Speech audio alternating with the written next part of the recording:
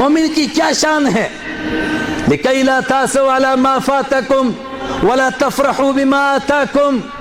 اس کو اپنے رب کے اوپر توکل ہوتا ہے، اپنے رب کا بھروسہ نصیب ہوتا ہے، اور جب بھروسہ نصیب ہو جاتا ہے تو پھر اس کو کتنا بڑا نقصان ہو جائے مگر اس نقصان کے اوپر وہ مایوس نہیں ہوتا، اس کو کوئی غم نہیں ہوتا، اور اس کو کتنا بڑا نفع ہو جائے مگر اس نفع کے اوپر اس کو کوئی خوشی نہیں ہوتی، اس لیے کہ آنے والے کو سمجھتا ہے کہ اللہ نے بھیجا ہے، اور گئے ہوئے کو سمجھتا ہے کہ اللہ کی مرضی سے ایسا ہی ہونا تھا.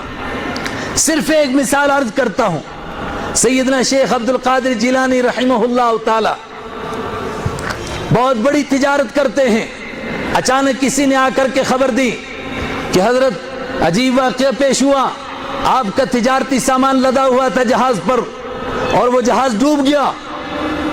تھوڑی سی دیر گردن جھکائی، فرمایا الحمدللہ.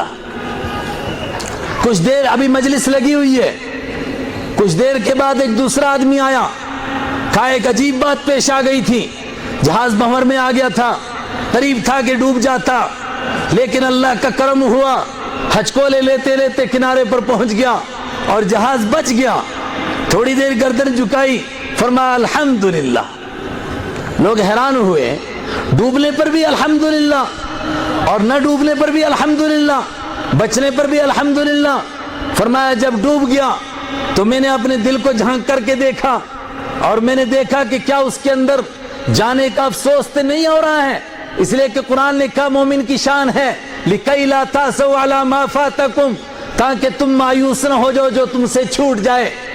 تو میں نے دیکھا کہ دل مایوس نہیں ہے اور وہ اللہ کے حکم کے قضا کے اوپر راضی ہے، رضا بالقضا.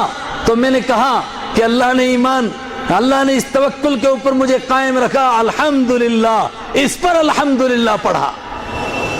اور جب دوبارہ کہا کہ جہاز بچ گیا تو میں نے قرآن کے دوسرے لفظ پر غور کیا، وَلَا تَفْرَحُوا بِمَا آتَاكُمْ.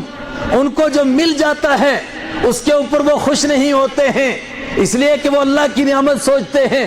اللہ کی نعمت سمجھتے تو اترانا کیا، اکڑنا کیا، ان کو کسی پر اکڑ نہیں. وہ سمجھتے ہیں کہ اللہ کا دیا ہوا ہے. جب میں نے اس پر دوبارہ اپنے دل پر غور کیا کہ دل اس کو اللہ کی نعمت سمجھ کر کے اللہ کا شکر ادا کر رہا ہے یا مال کے اوپر اکڑ رہا ہے، تو میرا دل اللہ کا شکر کر رہا ہے. میں نے کہا الحمدللہ.